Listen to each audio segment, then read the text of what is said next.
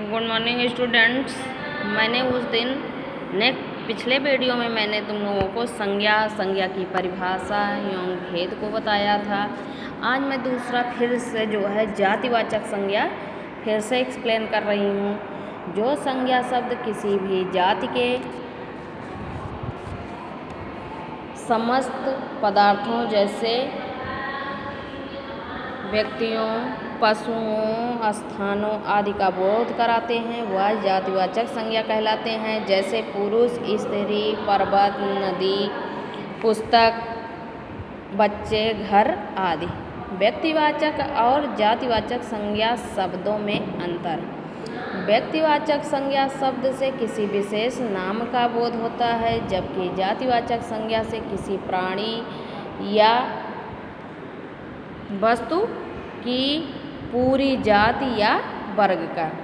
व्यक्तिवाचक संज्ञा शब्द सदैव एक वचन में होते हैं, किंतु जातिवाचक संज्ञा शब्द एक वचन और बहुवचन दोनों में होते हैं। ठीक।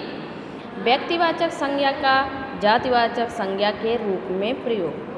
किसी व्यक्ति विशेष के गुणों विशेषताओं को महत्व देने के लिए व्यक्तिवाचक संज्ञा को बहुवचन में प्रयोग किया जाता है।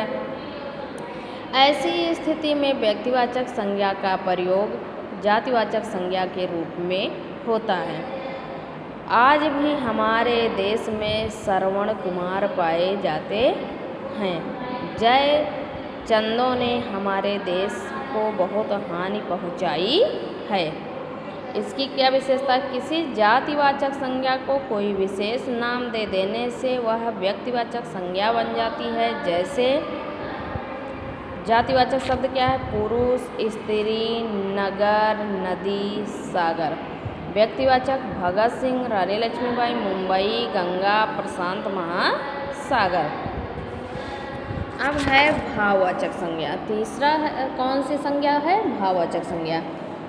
जो संज्ञा शब्द किसी गुण, दोष, भाव, अवस्था अथवा दशा आदि को प्रकट करते हैं उन्हें भाववाचक संज्ञा कहते हैं। जैसे गन्ने में क्या है? मिठास है। यह मिठास जो है भाववाचक है। ईमानदारी सबसे अच्छी नीति है। ईमानदारी क्या है? ये भाववाचक है।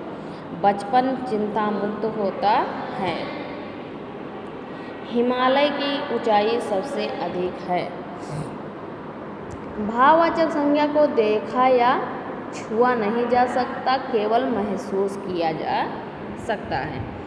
कुछ अन्य उदाहरण बुढ़ापा, हंसी, खुशी, मोटापा, कुरूपता, वीरता आदि। समूहवाचक संज्ञा। जो संज्ञा शब्द प्राणियों अथवा वस्तुओं के समूह का बोध कराते हैं समूहवाचक संज्ञा कहते हैं। जैसे अकबर के पास विशाल सेना थी, सभा मैदान में हो रही थी, हमारी कक्षा में 40 विद्यार्थी हैं।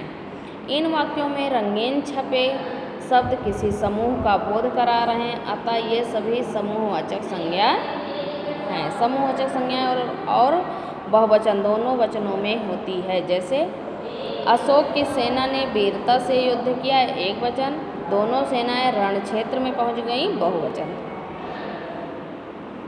पांचवा है पदार्थवाचक संज्ञा। जो संज्ञा शब्द किसी धातु या पदार्थ का बोध कराते हैं उन्हें पदार्थवाचक संज्ञा कहते हैं। जैसे सोना मूल्यवान धातु है, लोहे से पुल बनाए जाते हैं, पेड़ों से हमें लकड़ी मिलती है।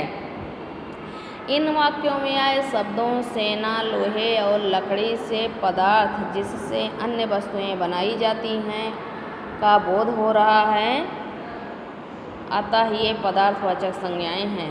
किसी पदार्थवाचक संज्ञा का बहुवचन में प्रयोग नहीं किया जा सकता है। इन्हें गिना भी नहीं जा सकता, केवल नापा जा सकता है। भाववाचक संज्ञाओं का निर्माण। भाववाचक संज्ञा बनाने के लिए शब्दों के बाद कुछ शब्दांशों को जोड़ा जाता है। भाववाचक संज्ञाएं निम्नलिखित प्रकार बनाई जाती हैं। जातिवाचक संज्ञाओं से भाववाचक संज्ञाओं की रचना। एग्जाम्पल दिया गया है जो है तुम लोग बुक से पढ़ सकते हो। जैसे भाई भाईचारा, दानव दानवता, मित्र मित्रता, चोर चोरी, मानव मानवता। ऐसे माता मातृत्व, डकैत डकैती, शत्रु शत्रुता, ठग ठगी, स्त्री स्त्रीत्व। ठीक। फिर है सर्वनामों से भाववाचक संज्ञाओं की रचना करना।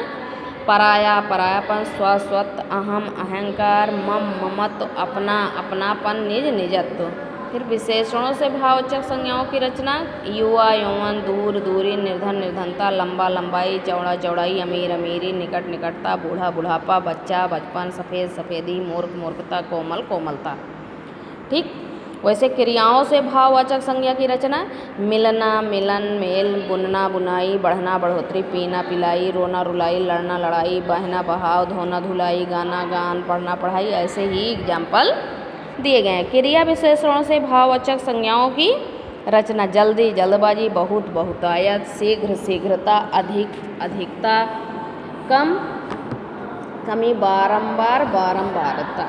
ठीक। ये चैप्टर पूरा कंप्लीट हो गया है। इसकी एक्सरसाइज मैं तुम लोगों को फ़ोटो सेंड करूँगी और क्वेश्चन आंसर मैं लिख के फ़ोटो सेंड करूँगी। तब तक इतना जो है वीडियो देख के आप लोग पुनः रिवाइज करिए। Thank you. Have a nice day.